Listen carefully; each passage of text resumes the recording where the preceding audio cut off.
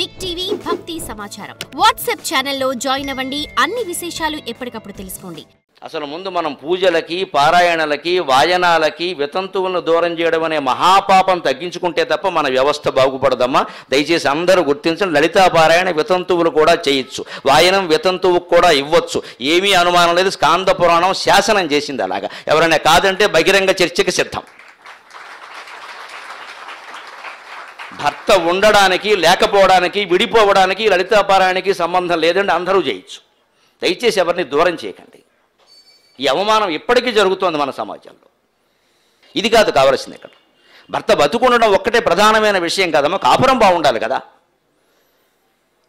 అది పైగా ఈ అవమానాలు ఎక్కువ ఆడవాళ్ళ ద్వారానే జరుగుతాయి. ఇది మరీ దారుణం. ఎవరునో వేరే వాళ్ళని అనుకోగల, మనమే చేస్తున్నాం ఇవన్నీ. మన ఇంట్లో వాళ్ళకే చేస్తున్నాం. మనం దండం పెట్టాలంటే అనుమానం, మొహం చూడాలంటే అనుమానం, ఎదురొస్తే అనుమానం. తల్లిని మనం గౌరవించలేకపోతున్నాం, అక్కని మనం గౌరవించలేకపోతున్నాం వితంతు అనే కారణం చేత. మొగాడు విషయంలో అలా ప్రవర్తించట్లేదు. ఏ మొగాడైనా కనపడితే మీ ఆవిడుందా పోయిందా అని అడిగామా? ముందు సమాజంలో రావాల్సిన మార్పు ఇదండి. లలితా పారాయణకు కానీ, కుంకుమ పూజకు కానీ వితంతువులు అన్ని విధాలా అర్హులు. ఎవరికైనా అనుమానం ఉంటే బహిరంగ చర్చకి సిద్ధం. వ్యాసుడు ప్రమాణం, స్కాంద పురాణం ప్రమాణం. ఇది మనం అర్థం చేసుకోవాలి. దాన్ని చాలా స్పష్టంగా చెబుతాడు ఆయన. ఏవం వ్రత సమాయుక్త విధవాపి శుభామత. స్కాంద పురాణంలో చెప్పిన మాట కాశీఖండంలో ఉంటుంది. ఏవం వ్రత సమాయుక్త విధవాపి శుభామత పతిలోకమవాప్నోతి న భవేత్ క్వాపి దుఃఖభాక్. జీవితాంతం భర్త, పిల్లలు అనే కుటుంబ వ్యవస్థను నమ్ముకుని తన జీవితాన్ని త్యాగం చేసింది ఆవిడ.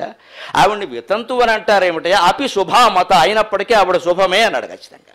ఆవిడ శుభమూర్తి. ఆవిడ మీరు ఏ రకంగా అవమానించద్దు. విధవాపి శుభామత. అంతేకాదు పతిలోకమవాప్నోతి. తప్పనిసరిగా ఆ భర్త అయిన వాడు ఏ పుణ్యాలు చేసి ఏ లోకానికి వెళ్ళాడో కేవలం కుటుంబానికి సేవ చేసిన కారణంగా ఈవిడ ఏమీ చేయకపోయినా ఆ లోకానికి వెడుతున్నాడు. అంత పుణ్యం చేసింది ఆవిడ. అంతేకాదు నా భవేత్ కవాపి దుఃఖభాక్. ఇంట్లో ఉన్న కొడుకులకి, కోడళ్ళకి, కూతుళ్ళకి, అల్లుళ్ళకి, బంధుమిత్రులకి చెబుతున్నాడు వ్యాసుడు.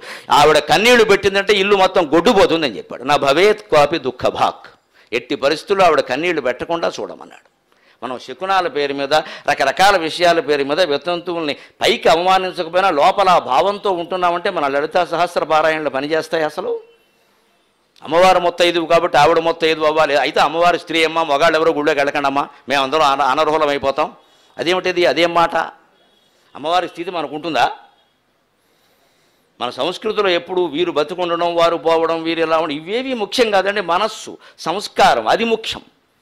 అది ఒక్కడే మనం పక్కన పెట్టి ఈ సాంకేతిక విషయాలు పట్టించుకుంటాం మనం. అంతేకాదు ఇంకో మాట చెప్పాడు చాలా ఘాటుగా. ఉమాసు నా గంగయాతయా భేదక యా నారీ పతిదేవత ఉమా శివ సమాసాక్షాత్ తస్మాత్తాం పూజయేద్బుధక. నా గంగయాతయా భేదక. గంగానదికి ఆవిడికి తేడా లేదన్నాడు. అందుకే పూర్వకాలపు పద్ధతుల్లో ఉన్నవాళ్ళందరూ ఇప్పటికీ వితంతువులైన పెద్దవాళ్ళని గౌరవించాలని గంగా భాగీరథి సమానురాలైన అక్కగారికి నమస్కారములు అందించవలను రాస్తారు. ఉత్తరంలో గంభాస అని రాస్తారు. అంత గౌరవించారు. గంగానదితో ఎందుకు పోల్చాను? గంగానదికి భర్త లేడు, వెరు వ్యాఖ్యానాలు చేయకండి. గంగానది నది అయితే భర్త సముద్రుడు. లేకపోవడం ఏంటి? అది నది అని మీరు అనుకుంటే భర్త సముద్రుడు. గంగానది స్త్రీ అని, స్త్రీ రూపంతో ఉందని చెప్పాలి. గంగ అంటే నది. నదులన్నిటికీ భర్త సముద్రుడే మన పద్ధతి ప్రకారం. భర్త లేకపోవడం పైగా మామూలు వాళ్ళ భర్తలు ఉంటారు, పోతారు. గంగానది భర్త సముద్రుడు. భూమి పోయినా ఆయన పోడు, భూమి కూడా ఆయనలోకే పోతుంది. గంగానది నిత్య మొత్తైదు. ఆవిడంత సతంతువు మొత్తైదు ఎవరు లేనేలేరు అసలు. నా గంగయాతయా భేదక. ఎందుకు గంగతో సమానం అన్నారు అంటే మన మనోభావాల్లో ఒక ఆధ్యాత్మిక చైతన్యం, అభ్యుదయ భావం రావడం కోసం చెబుతున్నానమ్మా ఒక సోదరుడుగా. ఎందుకు గంగతో సమానం అన్నారు? గంగానదిని దేవలోకంలో ఉన్నప్పుడు మందాకిని అంటారు. మందాకిని విజద్గంగా.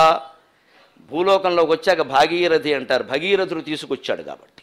తీసుకొచ్చిన వాడి పేరుతో తన పేరు మార్చుకుందండి ఆ తల్లి. ఆ బిడ్డ మీద ఇంత కష్టపడి నన్ను తీసుకొచ్చాడు, ఆయన పేరే నా పేరు ఏంటండి.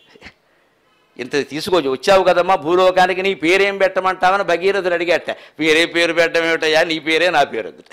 ఎక్కడైనా తల్లి పేరో, తండ్రి పేరో, తాత పేరో కొడుకు పెడతారు. ఇక్కడ కొడుకు పేరే తల్లికి పెట్టారు. అందుకే వేరే పేరేమిటయ్యా, నాకు నువ్వు తీసుకొచ్చినట్టుగా ఉండాలి కదా, నీ పేరే నా పేరు. నీ పేరు భగీరథుడు కదా, నా పేరు భాగీరథి అంది. ఎంత గొప్పదండి గంగాదేవి. అంచేత స్వర్గంలో ఉన్నప్పుడు ఆవిడ మందాకిని, భూలోకంలోకి వచ్చాక భాగీరథి.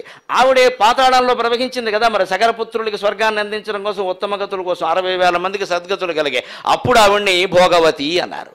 పాతాళంలో ఆవిడ పేరు భోగవతి. అంటే ఇక్కడ ఎందుకు చెబుతున్నాడు వ్యాసుడు, గంగయాతయా భేదకి, గంగకి గంగానదికి వితంతువుకి భేదం లేదయా, మీరు ఆవిడ్ని గౌరవించడం ఎందుకంటున్నారా? గంగానది ఆకాశంలో ఉన్నప్పుడు మందాకిని అయినా, భూలోకంలో ఉన్నప్పుడు భాగీరథి అయినా, పాతాళంలోకి వచ్చాక భోగవతి అయినా ఆవిడ పవిత్రతకి ఏమీ ఆటంకం రాలేదు కదా. అలాగే ఈవిడికి భర్త ఉన్నా లేకపోయినా ఈవిడికి ఏమీ గౌరవం తగ్గవలసిన అవసరం లేదు. అందుకని గంగా భాగీరథి సమానులు. గంగ భాగీరథి అయినప్పటికీ తన గౌరవాన్ని కోల్పోనట్టే సతంతువైనా వితంతువైనా స్త్రీ గౌరవాన్ని తగ్గించాల్సిన అవసరం లేదండి. అందుకు మన శాస్త్రమే అంగీకరించదు. మనం కావాలని అహంకారంతో చేసే పనులు ఇది పురుషాహంకారం కూడా కాదు. విచిత్రం, స్త్రీలే ప్రవర్తిస్తారు ఇలా. అయితే పురుషులైనా స్త్రీలైనా అందరం మార్చుకోవలసిన విషయం. పైగా ఏమంటున్నాడు, ఉమా శివ సమా సాక్షాత్, ఆవిడ సాక్షాత్ గౌరీదేవితో సమానం అన్నాడమ్మా. ఇప్పుడు బొట్టెట్టాలో పెట్టకూడదు, వాయన ఇవ్వాలో ఇవ్వకూడదు మీరే నిర్ణయించుకోండి, నేను చెప్పక్కర్లా. ఉమా శివ సమా సాక్షాత్, ఆవిడ సాక్షాత్ గౌరీదేవితో సమానం. అంతేకాదు తస్మాత్ తాం పూజయేత్ బుద్ధగా, కాస్త జ్ఞానం ఉన్నవాడు ఎవడైనా సరే ఆవిడని పూజిస్తాడు అన్నాడు. పూజించవలసిన వాళ్ళని అగౌరవిస్తుంటే మన ఇంట్లో శుభాలు ఎలా జరుగుతాయండి? స్త్రీలను గౌరవించడం అంటే ముత్తైదువులను గౌరవించడం కాదమ్మా. స్త్రీ ఏ స్థితిలో ఉన్నా గౌరవించడం. పెళ్ళవని, కాకపోని, విడిపోని, వితంతువని మనకు అనవసరమైన విషయాలు అవి. ఆవిడ వ్యక్తిత్వం, ఆవిడ సంస్కారం, ఆవిడ విద్య, అది ఏదో మనకు అవసరం అండి. దాని గురించి గౌరవిస్తాం. మిగిలిన విషయాలు మనకి దేనికి? మగాడ విషయంలో ఎంత వ్యక్తిగతమో ఇక్కడ అంతే. For more videos like this, subscribe Big TV channel.